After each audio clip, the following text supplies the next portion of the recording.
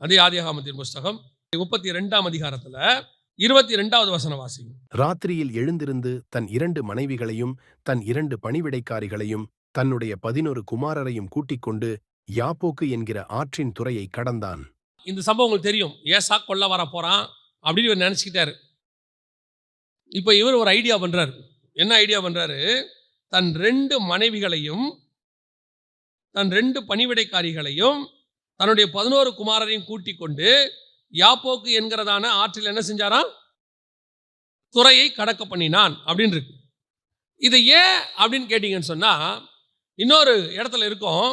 அவன் என்ன பண்ணுவான்னா, முதல்ல ஒரு குரூப்பை நிறுத்துவான். யாக்கோபு தன் கண்களை ஏறெடுத்து, இதோ ஏசாவும் அவனோடே கூட 400 மனிதரும் வருகிறதைக் கண்டு, பிள்ளைகளை லேயாளிடத்திலும் ராகேலிடத்திலும் 2 பணிவிடைக்காரிகளிடத்திலும் வெவ்வேறாக பிரித்து வைத்து, பணிவிடைக்காரிகளையும் அவர்கள் பிள்ளைகளையும் முதலிலும், லேயாளையும் அவள் பிள்ளைகளையும் இடையிலும், ராகேலையும் யோசேப்பையும் கடையிலும் நிறுத்தி, தான் அவர்களுக்கு முன்னாக நடந்து போய் 7 விசை தரை மட்டும் குனிந்து வணங்கி தன் சகோதரன் கிட்டச் சேர்ந்தான். என்ன ஒரு அந்த ஆர்டரை நல்லா கவனிங்களேன். எனக்கு இதை பார்த்த உடனே யாக்கோபு கெட்டவனா நல்லவனானே உங்களுக்கு தெரியாது. இல்லை, யாக்கோபு நல்லவர் தான், நீங்கள் ஏதோ அப்படி நினச்சிடாதீங்க. என்னடா யாக்கோபை கெட்டவரான்றார்ல. ஒரு சராசரி மனுஷனை யோசித்து பாருங்க. ஃபர்ஸ்ட் அவன் என்ன பண்ணிட்டானா, வசனம் சொல்லுது, பணிவிடைக்காரிகளையும் அவர்கள் பிள்ளைகளையும் முதலில் நிறுத்தி. ஏன் அவங்கள ஃபர்ஸ்ட் நிற்க வைக்கிறான்? ஏசா அடிக்க போறான்னு தெரியுது. அடிச்சா முதல் பாதிப்பு யாருக்கு வரட்டும்? பணிவிடைக்காரிக அவங்க பிள்ளைகளுக்கு வரட்டும். அது இவன் பெத்தது தான், யாக்கோபு பிள்ளைகள் தான். ஆனாலும் ஃபர்ஸ்ட் யார் நிக்கட்டும்?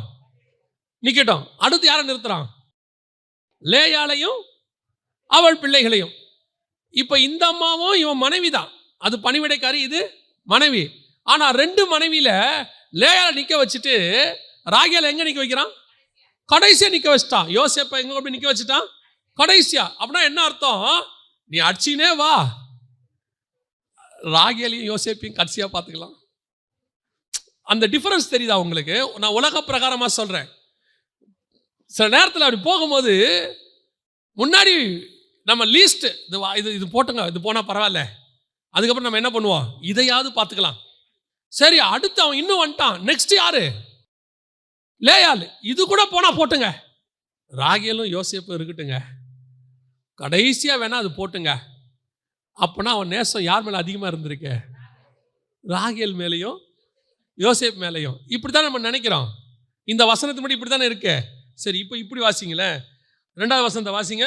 பணிவிடைக்காரிகளையும் அவர்கள் பிள்ளைகளையும் முதலிலும், லேயாளையும் அவள் பிள்ளைகளையும் இடையிலும், ராகேலையும் யோசேப்பையும் கடையிலும் நிறுத்திட்டானா? இப்போ இது வரைக்கும் நம்ம பார்த்தது கரெக்டா இருக்கா? முதல்ல பணிவிடைக்காரங்க அடி வாங்கினா வாங்கட்டும், அவங்க பிள்ளைகள், அதுவும் இவன் பிள்ளைகள் தான், இருந்தாலும் ஒரு டிஸ்டன்ஸ் வச்சுக்கிட்டான். அடுத்து லேயாள், அடுத்து தான் லாஸ்ட் ராகேல், யோசேப்பு. இது வரைக்கும் கூட ஓகே.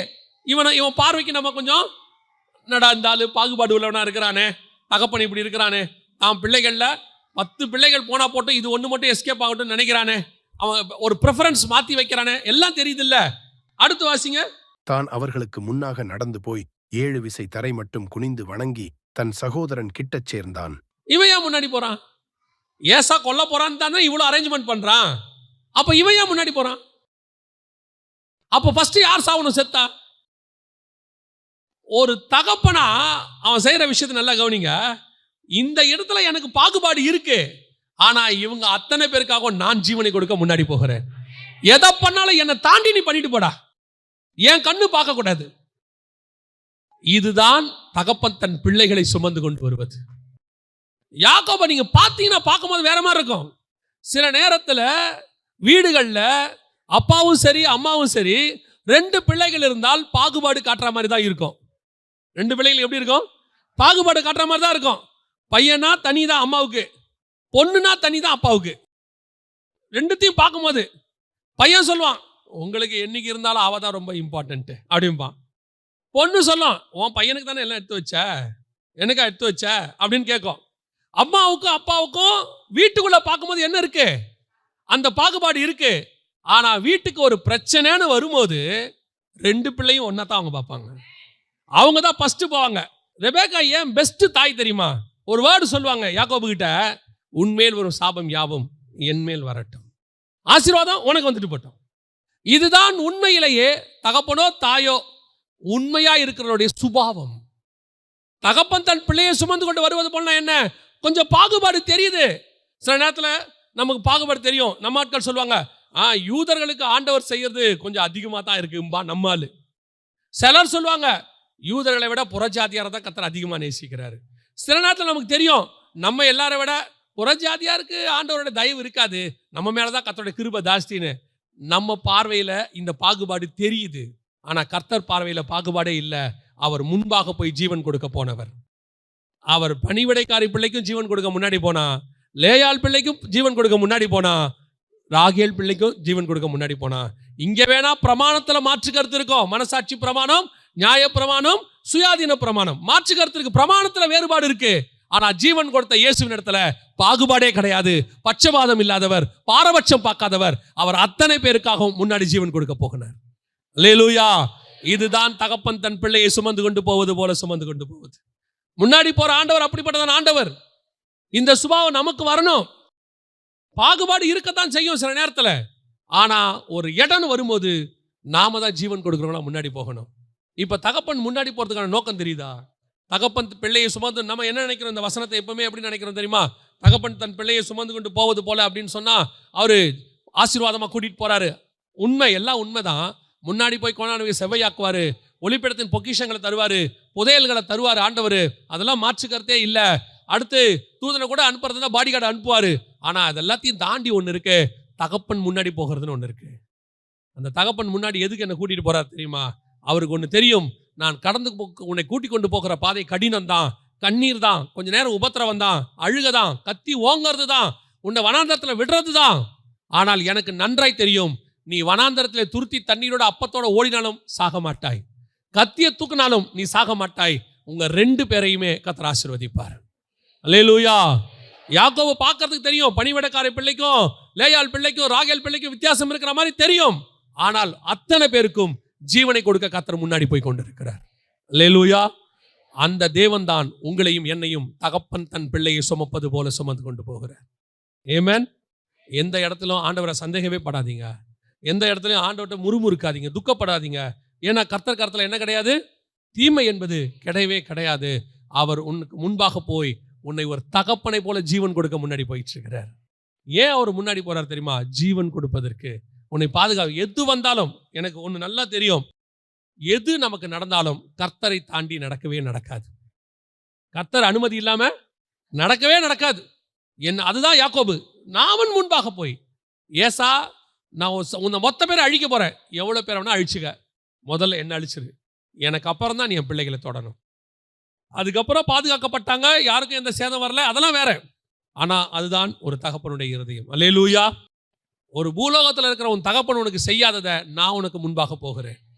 நான் உனக்கு உள்ளங்கையில் வச்சு வரைஞ்சி பாதுகாத்துக் கொள்றேன். உன்னை ஒரு நாளும் கைவிடாத தகப்பன் சொல்லுகிறார். தகப்பன் தன் பிள்ளையை சுமந்து கொண்டு வந்தது போல. ஒருவேளை நீ வந்த பாதை கடினமா இருக்கும், ஆனா இது வரைக்கும் உன்னை கொண்டு வந்தது யாருன்னு நீங்க நினைக்கிறீங்க? இது வரைக்கும் உங்களுக்கு ஜீவனை கொடுத்து பத்திரமா பாதுகாத்து யாருன்னு நினைக்கிறீங்க? நீங்க எத்தனையோ நேரத்துல கூட இருக்கிறவங்களை குறை சொல்றீங்க. ஏன் தேவனையே குறை சொல்றீங்க? ஆண்டவர் இருந்தா இப்படிலாம் நடக்குமா? ஏன் ஆண்டவர் இருந்தா எங்க அப்பா இப்படி இருக்காரு? ஏன் ஆண்டவர் இருந்தா என் வாழ்க்கையில் இப்படிலாம் நடக்குது? ஆண்டவர் சொல்றாரு, அப்படியெல்லாம் நடந்துச்சே, நீ என்ன ஆன? செத்துட்டியா? இல்ல என்ன ஆச்சு? காணாம போயிட்டியா? உன்னை நடத்தி கொண்டு தங்கம் நெருப்புக்குள்ள போகாம புடமிடப்படவே முடியாது. அதுக்கு ஒரு ப்ராசஸ். உன்னை அந்த ப்ராசஸ்ல நான் நடத்தினதுக்கு காரணம் உன்னை சுத்த பொன்னாய் விளங்க பண்ணுவதற்கு. உன்ன மாதிரி நாளைக்கு இதே மாதிரி பாதையில கடந்து போறவங்க 1000 பேர் இருப்பான். அவனுக்கெல்லாம் உன்னைத்தான் கர்த்தர் எடுத்து பயன்படுத்துவார். ஏன்னா உனக்கு மட்டும்தான் அந்த வலி தெரியும், உனக்கு மட்டும்தான் அந்த பெயின்னா என்னன்னே தெரியும். பிரசங்கத்துல நான் சொல்லுவேன், ஒரு சிங்கிள் பேரண்ட்காரன் பிரசங்கத்துல சிங்கிள் பேரண்ட்டை பத்தி பேசுறதுக்கும் அந்த சிங்கிள் பேரண்டா இல்லாம தாயும் தகப்பனும் வளர்த்தவங்க பேசுறதுக்கும் டிஃபரன்ஸ் இருக்கு. ஒரு பசினா என்னன்னு தெரியாதவன் பசியை பத்தி பேசுவதுக்கும் பசியில கடந்து வந்தவன் பசியை பத்தி பேசுறதுக்கும் டிஃபரன்ஸ் இருக்கு. நீ கடந்து வந்த பாதையில ஏன் கர்த்தர் கொண்டு வந்தார் தெரியுமா? நீ பட்ட அனுபவத்தினால நாளைக்கு உன்ன மாதிரி இருக்கிற 1000 பேரை நீ மீட்க வேண்டி இருக்கிறது. உன்னால மட்டும்தான் அது முடியும். ஏன்னா நீ அந்த ப்ராசஸ்க்கு உன்னை விட்டு கொடுத்த கர்த்தர் உன்னை உருவாக்கி இருக்கிறார். தகப்பன் உனக்கு முன்பாக போய், ஆனா ஒண்ணு மட்டும் கர்த்தர் சொல்றாரு, இன்னைக்கு மட்டும் இல்ல, முடிவு பரியந்த கர்த்தர் சொல்றாரு, தகப்பன் தன் பிள்ளையை சுமந்து கொண்டு வருவது போல நான் வருவேன். உன்னை இறக்கி வைக்க மாட்டேன், நீ பாரன்னு விடவே மாட்டேன். உன்னை கொண்டு போய் இந்த இடம் மட்டும் உனக்கு நியமிச்ச டெஸ்டினேஷன் வரைக்கும் கர்த்தர் கொண்டு போய் சேர்க்க வல்லமை உள்ளவராய் இருக்கிறார். அல்லேலூயா. நாம் ஜெபிக்க போகிறோம். ஏந்திரிக்கலாமா நாம தேவ சமூகத்தில்? நன்றி ஆவியானவரே. கண்களை மூடுவோமா? ஒருவேளை இதுவரைக்கும் உன்னுடைய ப்ராசஸ் எல்லாம் பெயின்ஃபுல் ப்ராசஸாகவே இருந்திருக்கும். கொஞ்சம் வேதனை உள்ள காலங்களுக்குள்ளே நீ போயிருப்ப. ஒருவேளை வனாந்தரத்துக்கு பிள்ளையோட ஓடி இருப்ப. இல்லை உன் சொந்த தகப்பனே உனக்கு கத்திய ஓங்கி இருப்பாங்க. உன் சொந்த குடும்பமே உனக்கு விரோதமாக ஓங்கி இருக்கும். உன் தாயே உனக்கு விரோதமாக எழும்பி இருப்பாங்க. சில நேரத்தில் நீ கைவிடப்பட்டு அனாதையா நின்று இருப்ப. எந்த பக்கம் போறது திக்கற்ற நிலைமை. ஆண்டவர் சொல்றாரு, திக்கற்றவர்களுக்கு, ஆதரவற்றவர்களுக்கு அவர் தான் அடைக்கலம். அவர் சொல்றாரு, யார் உன் கூட வரலனா என்ன, யார் உனக்கு முன்னாடி போகாட்டி என்ன, நான் போயிட்டு இருக்கேன் உனக்கு முன்னாடி, நான் போயிட்டு இருக்கேன். என்னை மட்டும் பார்த்துக்கிட்டே வா, என்னுடைய பாதப்படி அப்படியே பின் பண்ணிட்டே வா, நான் கொடுத்த வார்த்தைகளை அப்படியே ஃபாலோ பண்ணிக்கிட்டே வா. அப்ப நீங்க முன்னாடி போறீங்கன்னா எனக்கு ஏன் ஆண்டவரே இதெல்லாம் நடக்குது? அது அடுத்த உன் கேள்வி. கர்த்தர் என் கூட வராருன்னா, ஆண்டவர் தான் எங்களுக்கு தேவன்னா, ஏன் என் வாழ்க்கையில இதெல்லாம் நடக்குது? ஆண்டவர் சொல்றாரு, இதை விட மோசமாலாம் வந்துச்சு, நான் உனக்கு முன்னாடி போய் ஃபில்டர் பண்ணி உன்னால எதை தாங்க முடியும்னு பார்த்து அதை மட்டும்தான் நான் உனக்கு அனுமதிச்சேன், மற்ற எதையுமே நான் அனுமதிக்கல. நீ சந்திச்சதெல்லாம் உன்னால தாங்க முடியும்னு உன் மேல உள்ள நம்பிக்கையில நான் அனுமதிச்சது. நான் அப்படி அனுமதிச்சதுனால தான் நீ இன்னும் ஜீவனோடையே இருக்கிற. நான் எல்லாத்தையும் அனுமதிச்சிருந்தா நீ இந்நேரம் செத்து போயிருப்ப. இந்நேரம் உன்னை தொலைச்சு கட்டி இருப்பாங்க. கர்த்தர் ஃபில்டர் பண்ணி அனுப்புனார் உனக்கு. நீ கடந்து வந்த பாதையே இவ்வளவு கஷ்டமா இருக்குன்னு சொல்றியே, உனக்கு தெரியாம எவ்வளோ ஆயுதங்களை கர்த்தர் நிர்மூலமாக்கினார் உனக்கு விரோதமா வந்ததை. அதெல்லாம் அவர் வாங்கிக்கிட்டாரு. ஏன்னா உன் முன்னாடி போறவர் அவர் தான். உனக்கு உன் கிட்ட வந்த சின்ன கல்லுக்கே நீ இப்படி சொல்லிட்டியே, அவர் மேல எவ்வளவு கல் எறிஞ்சாங்க தெரியுமா? ஏன்னா அவர் முன்னாடி போயிட்டே இருக்காரு. அவர் ஒரு சிலது தான் உனக்கு அனுமதி கொடுத்தாரு. அது கூட எதுக்கு தெரியுமா? நீ சாகணுங்கிறதுக்காக இல்ல. உன்ன மாதிரியே உன் பின்னாடி சின்ன சின்ன பிள்ளைங்கள்லாம் வந்துகிட்டு இருக்கு. இன்னொரு தலைமுறை வருது. அந்த தலைமுறைக்கு இந்த அனுபவத்தை சொல்றதுக்கு உன்னைத்தான் நான் செலக்ட் பண்ணேன். உன்னைத்தான் நான் செலக்ட் பண்ணேன். நீ பட்ட பாடு, நீ சிந்தின கண்ணீர், நீ கடந்து வந்த இருட்டு, நீ இருட்டில் அழுதது, நீ பாத்ரூம்ல தண்ணி ஊத்திக்கிட்டே அழுதது, எல்லாத்தையும் கர்த்தர் சொல்றாரு. இப்ப கர்த்தர் சொல்றாரு, ஆண்டவர் சொல்றாரு, இதெல்லாம் நான் தெரிஞ்சுதான் உன்னை அனுமதிச்சேன். ஏன்னா நான் தானே உன் முன்னாடி போனேன். எனக்கு தெரியாம இது எதுவுமே நடக்கல தெரியுமா? ஏன் தெரியுமா? உன் பின்னாடி இன்னும் கொஞ்சம் பேர் வந்துகிட்டு இருக்காங்க. அவங்களுக்கெல்லாம் உன்னை ஒரு தகப்பனாகவும் உன்னை ஒரு தாயாகவும் வைக்கிறதுக்காக தான் நான் உன்னை கடந்து போக பண்ணேன். நீ ஏமாற்றப்பட்ட, உண்மைதான். நீ நம்பினவங்க ஏமாத்திட்டாங்க, உண்மைதான். உங்ககிட்ட உண்டானதையும் எடுத்துக்கிட்டு போயிட்டு உன்னை நடுத்தரில் விட்டுட்டாங்க, உண்மைதான். அடுத்த வேளை சாப்பாட்டுக்கு என்ன பண்ணுவேன் நீ யோசிச்ச, உண்மைதான். உனக்கு முன்னாடியே நான் அதை யோசிச்சிட்டேன். அந்த வேளை சாப்பாடு உனக்கு கொடுத்தது நான் தான் தெரியுமா? ஆண்டவர் சொல்றாரு, அன்னைக்கு நான் உனக்கு சாப்பாடு கொடுத்தனால தான் இன்னைக்கு நீ ஜீவனோடு கூட இருக்கிற. ஒப்பு கொடுப்போமா? ஒன்று மட்டும் நான் திருப்பியும் சொல்றேங்க, நம்முடைய தகப்பன் கையில் தீமை என்பது இல்லவே இல்லை. அவர் நன்மைக்கு ஏதுவானவர். அவர் புழுதியிலிருந்து உன்னை ராஜாவாய் மாற்றிடுவார். ஒப்பு கொடுப்போமா? கரங்களை ஆண்டவருக்கு நேராக உயர்த்தி, நல்ல தகப்பனே, சர்வ வல்லமையுள்ள ஆண்டவரே, எங்களை மறவாமல் நினைத்தவரே, ஈசாக்கு எபினேசராயும் இஸ்மவேலுக்கு எல்ரோயுமாய் இருந்தீர் ஆண்டவரே. எங்களுக்கோ எபினேசரும் எல்ரோயுமாய் இருந்து நடத்துகிறேப்பா.